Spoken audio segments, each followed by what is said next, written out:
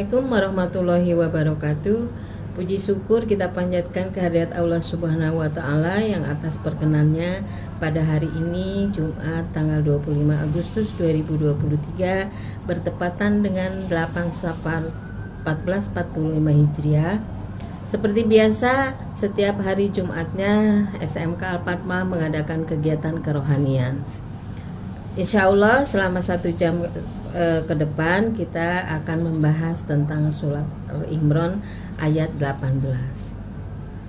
Surat Al-Imran terdiri dari 200 ayat, termasuk surat Madaniyah yang di dalamnya dinamakan dengan Imran karena memuat kisah tentang keluarga Imran, yang di dalamnya dikisahkan kelahiran Nabi Isa, dan di dalamnya juga dikisahkan tentang kelahiran Maryam putri Imran yang juga melahirkan Nabi Isa alaihissalam.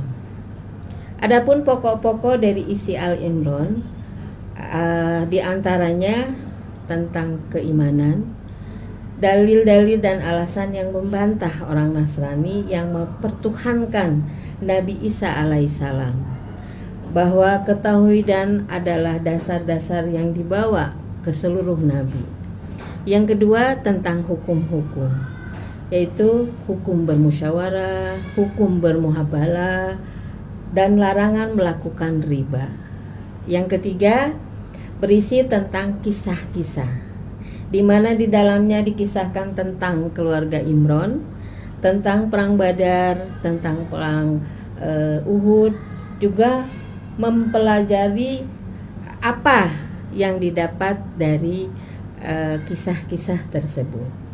Yang keempat lain-lain, yaitu tentang golongan orang-orang yang di dalamnya memahami ayat, sifat dan Allah, sifat-sifat orang yang bertakwa, dan akhirnya dapat diambil kesimpulan bahwa Islam adalah satu-satunya agama yang diridhoi oleh Allah, dan Al-Quran adalah kitab terakhir yang diturunkan oleh Allah kepada Nabi Muhammad melalui malaikat Jibril.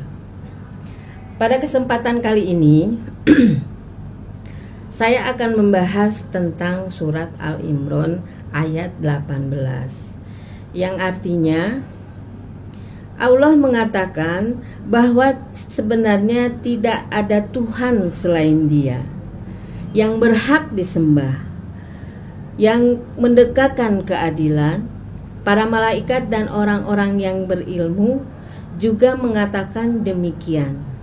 Tidak ada Tuhan selain Dia yang berhak disembah, yang maha perkasa lagi maha bijaksana. Keesaan Allah dapat dinyatakan juga dengan menegakkan dalil-dalil dan bukti-bukti ciptaannya, baik terhadap alam semesta, manusia, maupun tentang kehidupan di akhirat nanti. Para malaikat menyatakan pula hal keesaan Allah itu dan menyampaikannya kepada nabi-nabi. Dan nabi-nabi menyatakan kesaksiannya yang diperkuat oleh ilmu pengetahuan kepada para sahabatnya, kepada keluarganya, dan kepada pengikutnya hingga akhir zaman. Demikian pula para ulama turut menyatakan keesaan Allah dan menjelaskannya. Mereka menyaksikan Allah dengan kesaksian disertai dengan bukti-bukti dan alasan ilmiah. Kita bisa melihat keesaan Allah itu ada dengan ciptaannya, melalui bagaimana langit itu bisa ditinggikan sementara langit itu tidak ada kakinya atau tidak ada penopangnya. Bagaimana perguliran siang dan malam yang terus berabad-abad, berjutaan tahun tidak pernah berbalik. Dan bagaimana angin berhembus sehingga tanaman-tanaman itu bisa tumbuh subur. Bagaimana Allah menciptakan hujan hingga tanah itu bisa subur dan kita bisa menikmati semuanya itu tanpa harus melihat bahwa itu adalah ciptaan Allah, bahwa itu adalah Allah yang Maha Esa. Kita tidak boleh membayangkan bagaimana bentuk Allah itu. apakah Allah itu tinggi besar, tangannya itu bagaimana.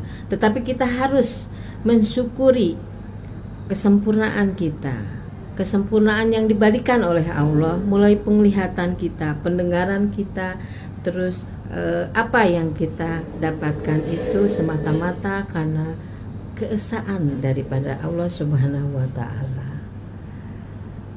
Seperti juga bagaimana matahari terbit dari timur, tenggelam di sebelah barat, bagaimana bulan itu terbit dari sebelah timur dan terbenam di sebelah barat, itu telah dibuktikan dengan ilmu dan semuanya ada dalam kitab Al-Quran.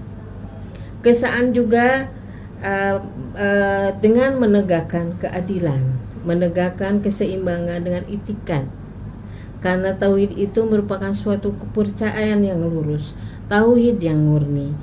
Juga menegakkan keseimbangan di dalam ibadah kepada Allah Subhanahu wa Ta'ala dan merefleksikannya dengan kehidupan sehari-hari. Semua itu bisa kita kerjakan dengan bersungguh-sungguh. Semua itu bisa kita kerjakan dengan keikhlasan, dengan ketakwaan kepada Allah Subhanahu wa Ta'ala, bahwa semua hidup yang kita jalani semata-mata karena kebesaran Allah Subhanahu wa Ta'ala. Juga keadilan itu harus kita tegakkan di dalam diri kita, di dalam keluarga kita, dan kita harus mempercayainya bahwa semua semata-mata Allah yang menggerakkan, Allah yang menciptakan. Siapa yang menciptakan kita, maka kita harus beribadah dengan sungguh-sungguh. Kita harus mempercayainya bahwa semua alam semesta ini, manusia, binatang yang melata harus tunduk dan patuh kepada Allah Subhanahu wa Ta'ala. Semua harus tunduk terhadap aturan-aturannya. Apa yang diperintahkan oleh Allah kita jalani, dan apa yang dilarang oleh Allah harus kita hindari. Dengan ketakwaan itu, maka kita menjalaninya dengan kesungguh-sungguhan, bukan dengan keterpaksaan. Demikian juga para ulama turut menyatakan keesaan Allah dan kesaksiannya tersebut melalui ilmu-ilmu yang Allah turunkan kepada Nabi, Allah turunkan kepada sahabat-sahabatnya, Allah turunkan kepada keluarganya, Allah turunkan kepada para alim ulama, hingga kita yang harus mempercayainya. Kita harus mempercayai dalil-dalil dan nas-nas yang telah dikemukakan oleh para alim ulama tersebut. Dapat ditarik kesimpulan dari ayat ke-18 surat Al-Imran adalah bahwa agama yang diakui oleh Allah hanyalah agama Islam, agama tauhid, agama yang mengesahkan Allah. Dia menerangkan bahwa agama yang sah di sisi Allah adalah agama Islam, dan syariat yang dibawa nabi-nabi terdahulu intinya satu, yaitu Islam, yang menjunjung tinggi segala perintah-perintah Allah, yang bersundah diri kepada Allah Subhanahu wa Ta'ala, walaupun syariat itu berbeda di dalam kewajiban dan ibadah yang lain-lain.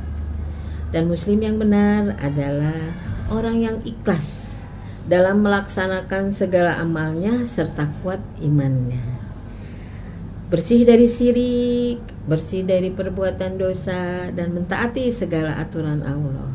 Hanya Allah yang wajib disembah.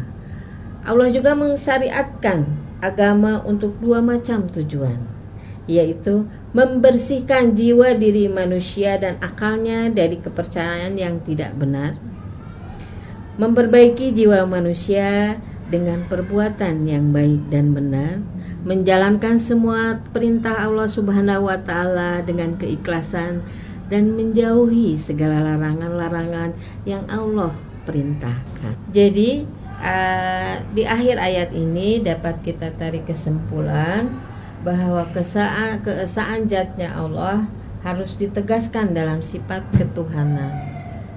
Tidak ada Tuhan selain Allah yang maha kuasa dan maha bijaksana. Kita harus mempercayai Allah itu bukan dalam wujudnya, tetapi dalam penciptaan-penciptaannya melalui semua yang kita nikmati.